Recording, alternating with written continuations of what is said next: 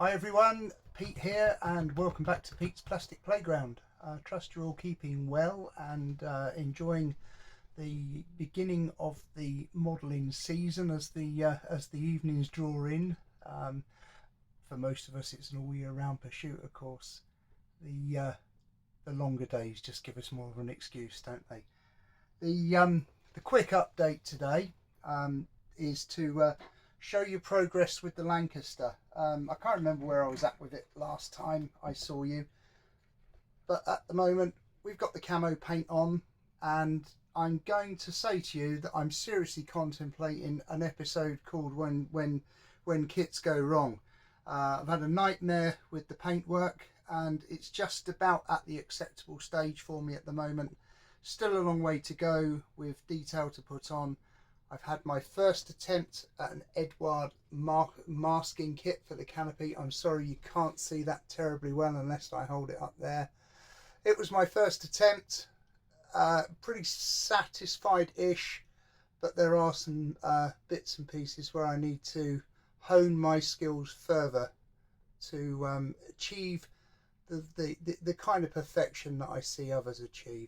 And you know, this is what it's all about, isn't it? It's you kind of take inspiration from the models that you see other people create and try to emulate that yourself. So for me, first attempt with an Edward masking kit and reasonable results. Could do better. Used PVA to stick the canopy on.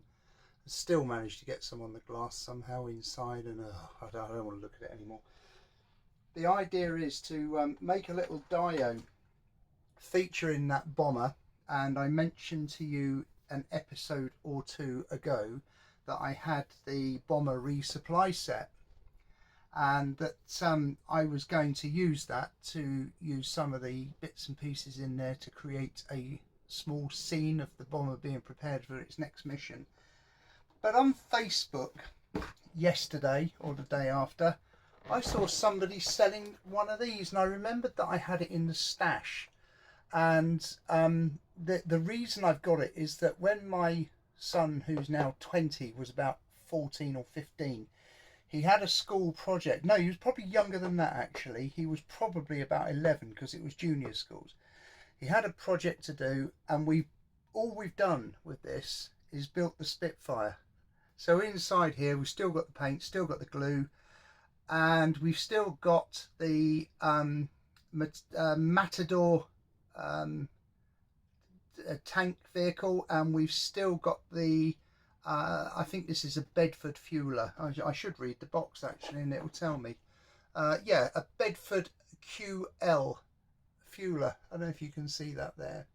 So those items are still in the box, along with the little diorama base actually. So it's all a bit of a tragic waste. So I've decided that as it's Saturday evening, my Saturday evening project is probably to build the Matilda tanker, and I might even leave the camera rolling and see if I can have a little chin wag while I'm doing it for 10 minutes and bore you all to tears.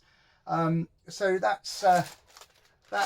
That's going to something that I can plonk on this diorama with everything else that will end up on there from the bomber resupply set. I shouldn't be so pessimistic about that Lancaster. It is going reasonably well, and I've been building it for a long time, so it is a genuine labour of love. Now the eagle-eyed among you will see that in front of me I've got this box, just trying to stop the shadow or the glare of the light from spoiling the picture too much.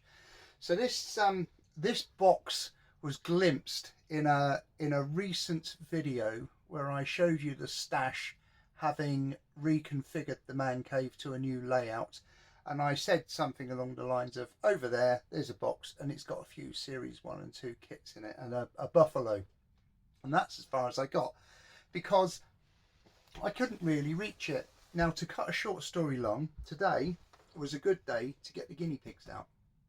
And before I could get the guinea pigs out, I had to use the old leaf blower to dry the grass. I know, you know, all these things that have to be done.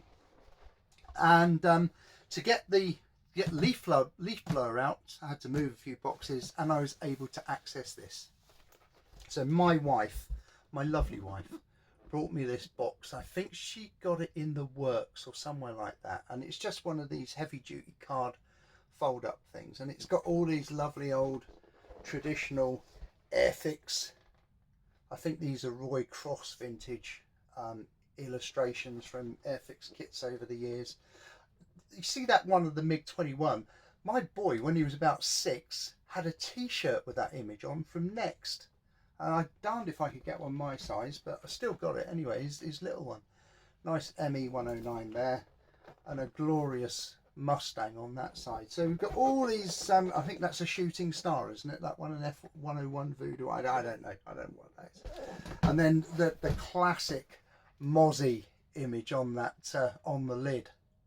So I think that's a brilliant piece of artwork. And I remember when I was probably about, I don't know, about 9 or 10, wasn't very well. I had terrible trouble with asthma when I was a kid. I had lots of time off school, and I can remember my mum brought me this very kit with this box art home from town to build, and there I was with you know, quite severe asthma, breathing in polystyrene cement fumes, and of course instant recovery. So there we are. It's time to open the box and have a little look inside, because to be quite honest with you, I think a lot of this is going to be a surprise for me. So, the first one that I'm pulling on the top of the box, look, is the Buffalo 4 and the Willys Jeep. Now, isn't that an absolute corker? I've never ever built it, but it's been around since God was a lad, hasn't it? I mean, we all saw this in the catalogue when we were little boys, and I've never built it. I understand it's a bit of a nightmare with the tracks and the, you know, getting those in position, but who knows, one day it may be put together.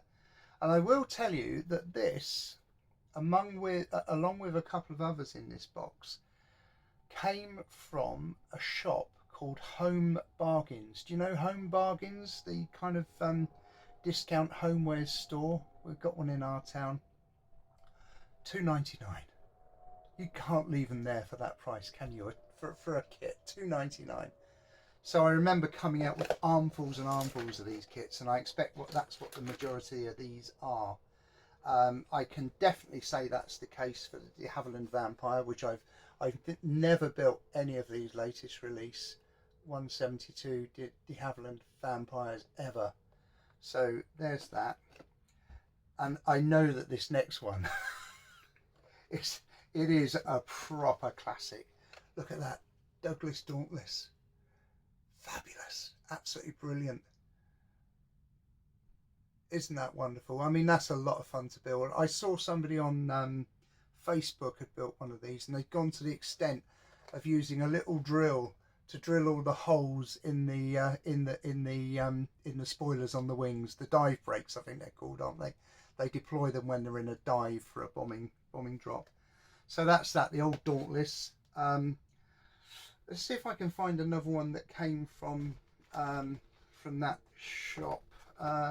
Maybe the Spitfire came from there, I'm not sure, but I know that, hey, this Mustang, what a lot of kit that is for $2.99, isn't it? A brilliant model.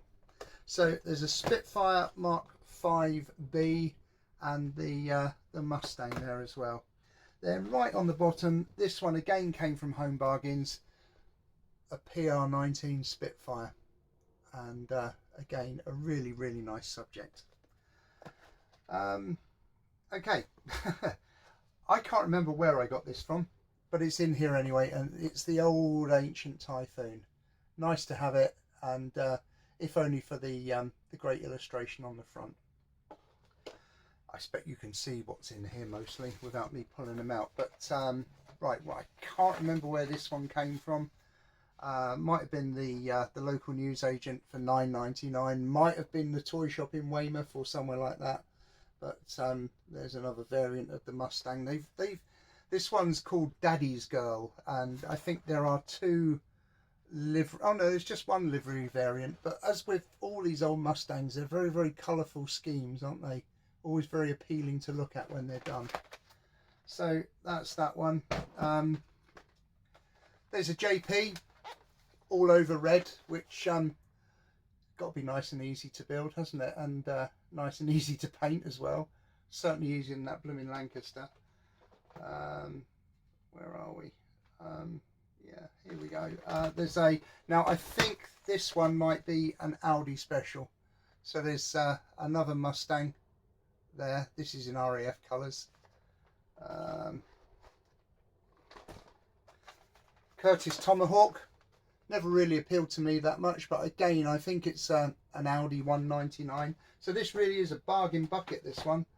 Another starter set featuring the lovely Airfix Cromwell tank. Always excellent to build and very, very satisfying to look at when it's done as well. A nice, decent size little model to have in your hand once you've finished it. So that's that. And of course with tanks, you know, you just go to town with the weathering. Cutty Sark, who knows? You know, one Sunday afternoon might be in the mood. Can't imagine when. Yeah, this is definitely Audi. There's a Mark 1 Hurricane. Another Cromwell.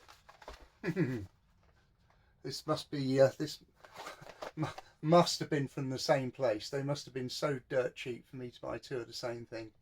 So there we are.